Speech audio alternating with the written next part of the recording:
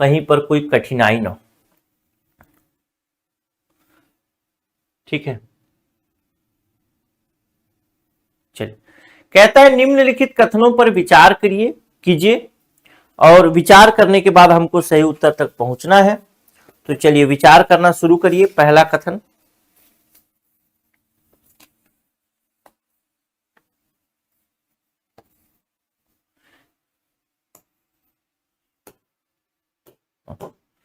राम ने श्याम को आम दिया। इसमें श्याम को संप्रदान कारक है।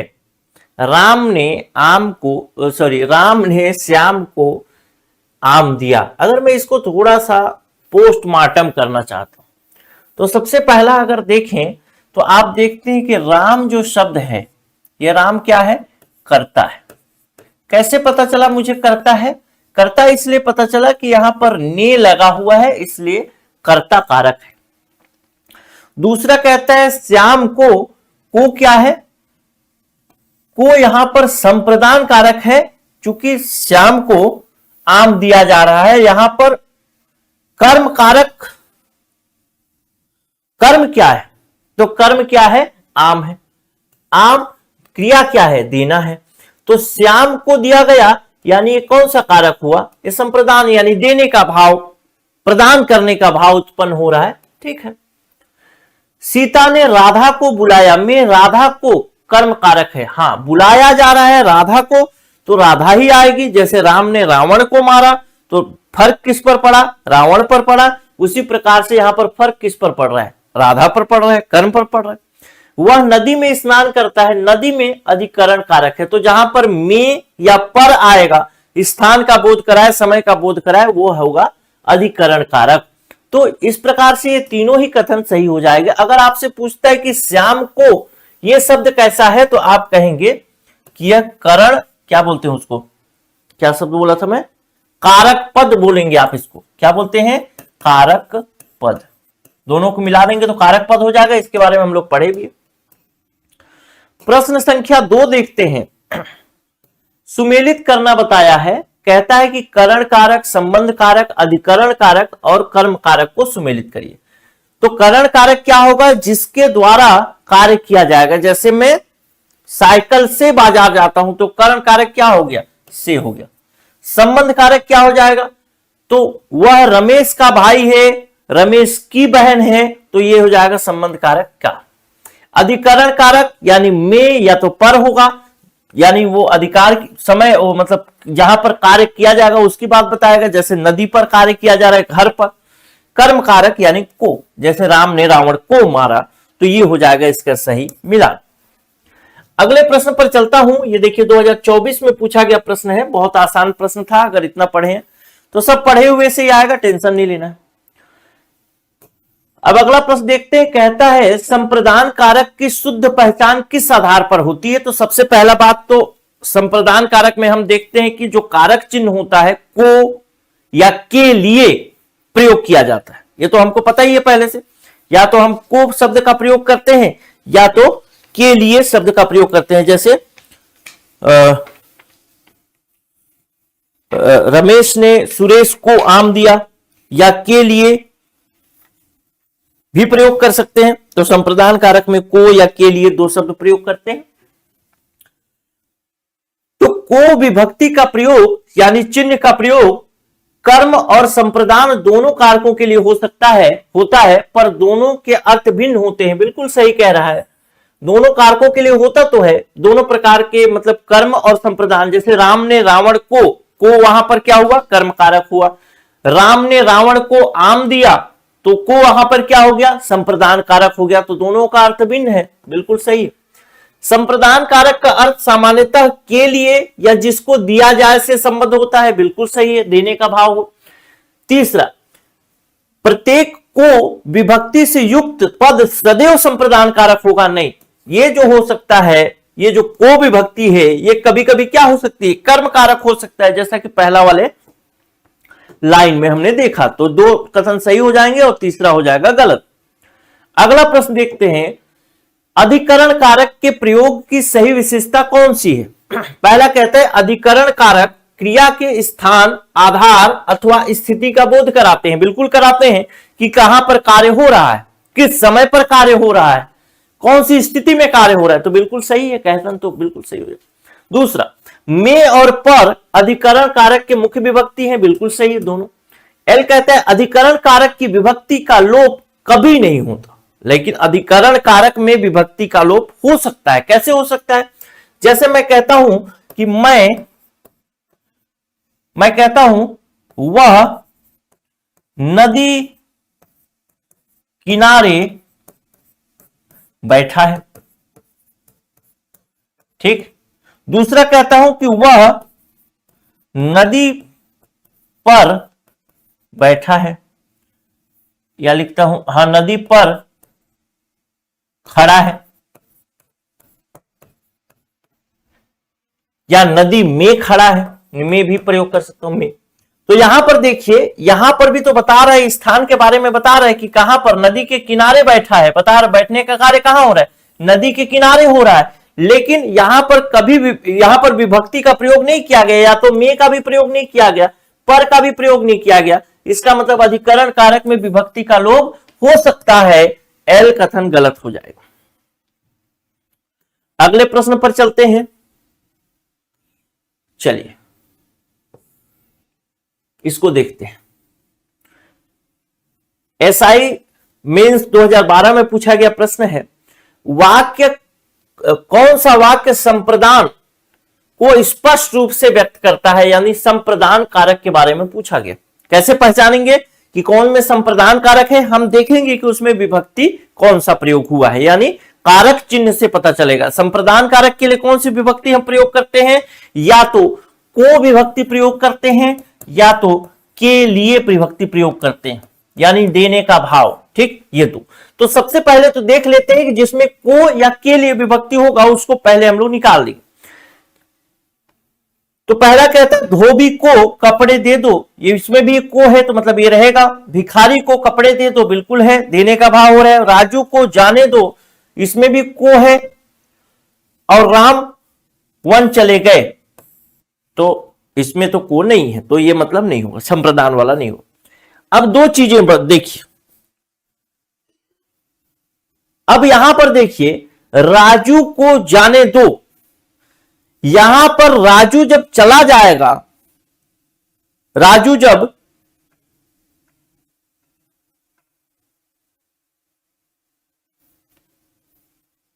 चला जाएगा, यानी राजू के बारे में बात की जा रही है।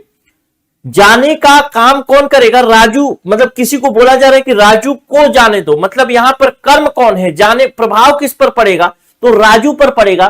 तो यहां पर आपसे पूछिए कौन सा कारक है, तो आप कहेंगे कर्म कारक है, ठीक। तो ये भी नहीं होगा।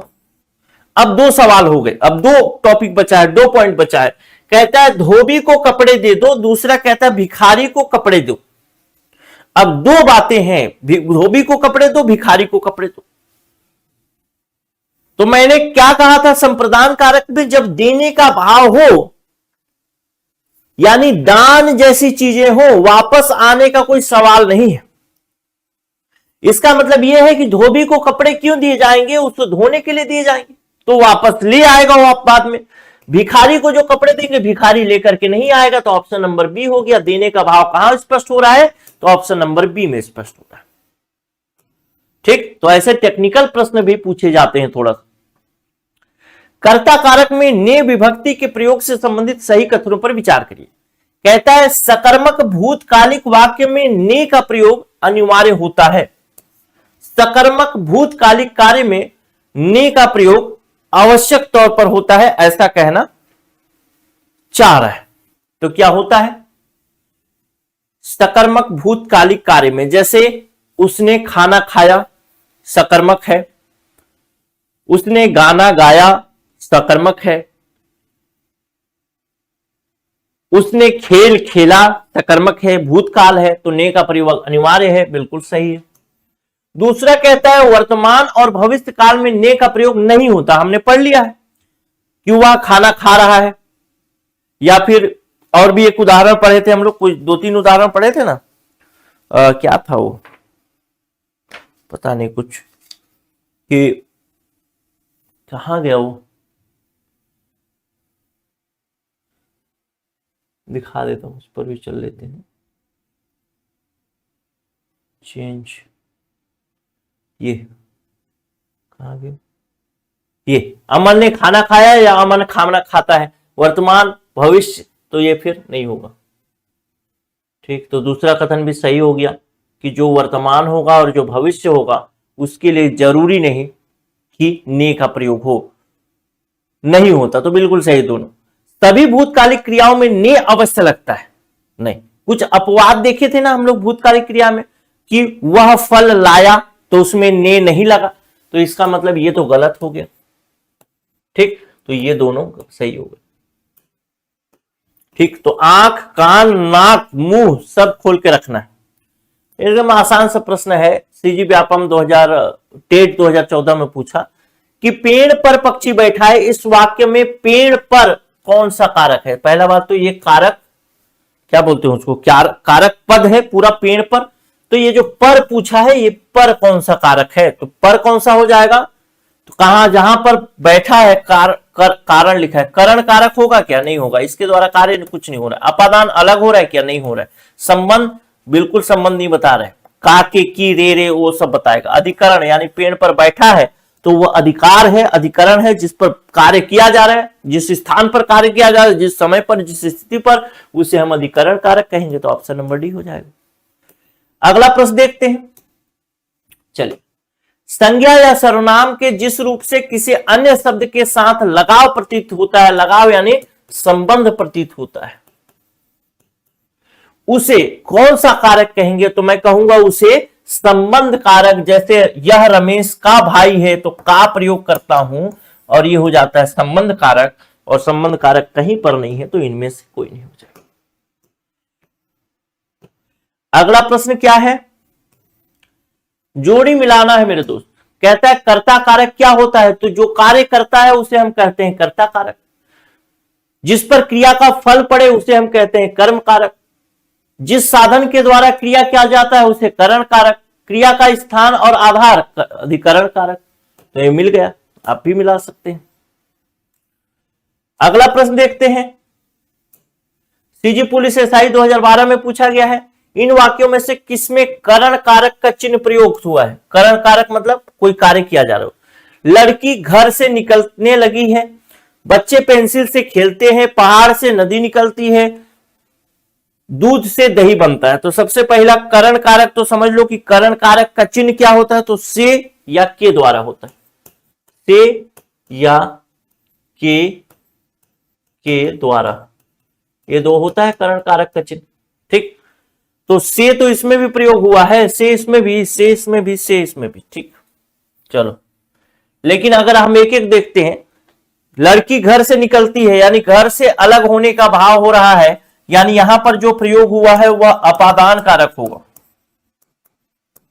दूसरा कहता है बच्चे पेंसिल से खेलते हैं, यहां पर खेलने का कार्य किया जा रहा है किससे, पेंसिल से, और जो साधन क्रिया करने में सहयोग करे, जैसे मैं साइकिल से बाजार जाता हूं तो जाने का कार्य किससे कर रहा हूं, साइकिल से सहयोग कर रहा है, तो उसे हम कहते हैं क्या, करण कारक। ठीक, पहाड़ से नदी निकलती है, यहां पर से कौन सा हो जाएगा, अपादान कारक। दूध से दही बनता है, यहां पे ये से क्या हो गया, तो ये हो गया संबंध कारक। ठीक, चलिए अगले प्रश्न पर चलता हूं, क्वेश्चन नंबर 11। संबंध कारक का लिंग और वचन सदैव कर्ता के अनुसार निर्धारित होता है, क्योंकि संबंध कारक का मुख्य कार्य दो संज्ञाओं के बीच अधिकार अथवा संबंध प्रकट करना होता है। तो दूसरा लाइन तो बिल्कुल सही, स्पष्ट तौर पे मैं कह सकता हूं कि ये सही है, कोई दिक्कत नहीं। लेकिन कहता है कि संबंध कारक का लिंग और वचन सदैव कर्ता के अनुसार निर्धारित होता है क्या, तो इसको देख लेते हैं। जैसे मैं कहता हूं वह रमेश का भाई है, ठीक, या फिर कहता हूं कि कौन सा बोले, संबंध कारक।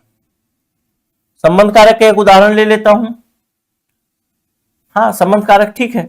वह रमेश का भाई है, यहां पर का जो है वो संबंध को दिखा रहा है। ठीक, फिर लिखता हूं वह रमेश की बहन है।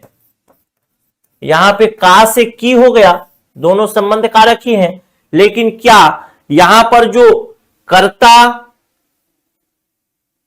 जो संबंध कारक जो है वह लिंग या वचन के क्या बोलते हैं, संबंध कारक का लिंग और वचन सदैव कर्ता के अनुसार निर्धारित हो रहा है। तो यहां पर मुख्य रूप से अगर कर्ता देखें तो या तो वह होगा या तो रमेश होगा, वही होगा। ठीक, या फिर मैं दूसरा एक उदाहरण ले लेता हूं, जैसे एक और उदाहरण ले लूं, कौन सा संबंध कारक का, कोई उदाहरण यहीं से देख लेता हूं।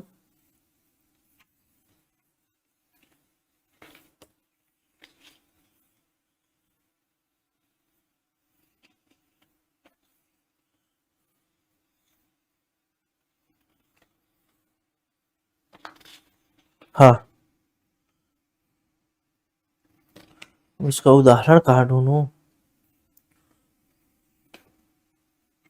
पता नहीं कहाँ। जैसे मैं क्या लिखूं संबंध कारक में,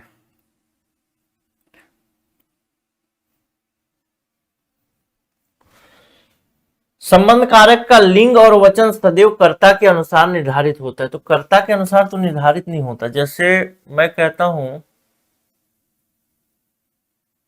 कि सदैव बोल रहे हैं ना, जैसे मैं बोलता हूं रमेश सुरेश से छोटा है,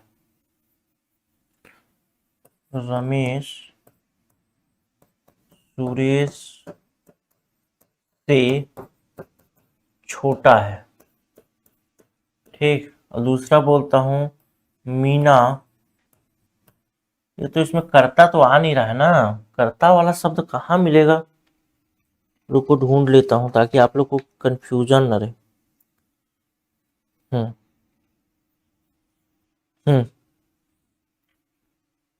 चलो देखता हूं, लिखता हूं यह,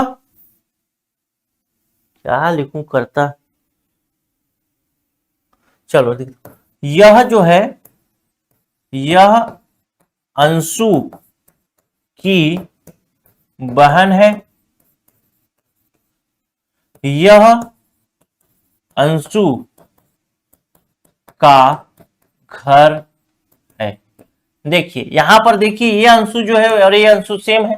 ठीक, लेकिन की यहां पर आ गया, यहां पर का आ गया, लेकिन की और का किसके कारण आया, इस बहन के कारण या घर के कारण।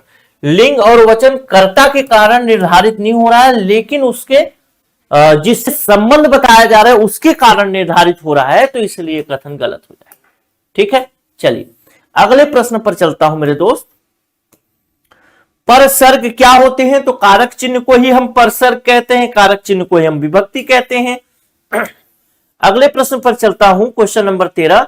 बालक छुरी से खेलता है, इसमें में छुरी से किस कारक की ओर संकेत करता है, बताइए। छुरी से खेल रहा है, खेलना नहीं चाहिए लेकिन खेल तो रहा है, तो किससे खेलने का कार्य, जो मुख्य कार्य क्या है, खेलना।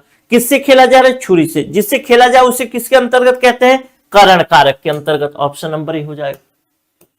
साधन क्या है, छुरी है, खेलने का साधन। क्वेश्चन नंबर 14 देखिए, ने क्या है, कर्ता ने, कर्ता जो होता है प्रथम होता है, कर्म जो होता है वो द्वितीय होता है, वो जो होगा वो द्वितीय हो जाएगा, फिर करण यानी साधन तृतीय हो जाएगा, में पर सप्तमी हो जाएगा। ठीक, संबंध अधिकरण कारक हो जाएगा, डी। चलिए अगला प्रश्न देखते हैं, क्वेश्चन नंबर 15। एडीओ 2017 में पूछा गया प्रश्न, मां ने बच्चे को बुलाया, इस किस कारक का उदाहरण है। मां ने बच्चे को बुलाया किस कारक का उदाहरण है, तो यहां पर ये बुलाना किसको हो रहा है, बच्चे को। मां ने बुलाया, कोई बुलाया, मुख्य कार्य क्या है, बुलाने का, और बुलाने का असर किस पर पड़ेगा, बच्चे पर पड़ेगा, तो कर्म कारक हो जाएगा। अगला प्रश्न देखते हैं, कुम्हार मिट्टी से घड़े बनाता है, निम्न में से कौन सा कारक है, तो कुम्हार मिट्टी से घड़े बनाता है, तो मिट्टी से तो मिट्टी से घड़े का संबंध जोड़ रहा है मिट्टी से, तो संबंध कारक हो जाएगा, ऑप्शन नंबर डी हो जाएगा। ठीक, और भी एक क्वेश्चन। अच्छा, चांदी वाली थाली यह किस कारक का उदाहरण हो सकता है? तो यहां पर संबंध बताया जा रहा है, कौन सी थाली? चांदी वाली थाली, तो संबंध कारक। बस उसके भाव को समझ जाओगे, वही लिया है ना आंसर। अगर उसके भाव को समझ गए तो सब कुछ समझ गए मेरे दोस्त, और नहीं समझे तो कुछ भी नहीं समझे। ठीक है, तो ये कारक आज हमारा खत्म हुआ। अब हम आगे काल पर बात करेंगे, टेंस पर बात करेंगे। नमस्कार।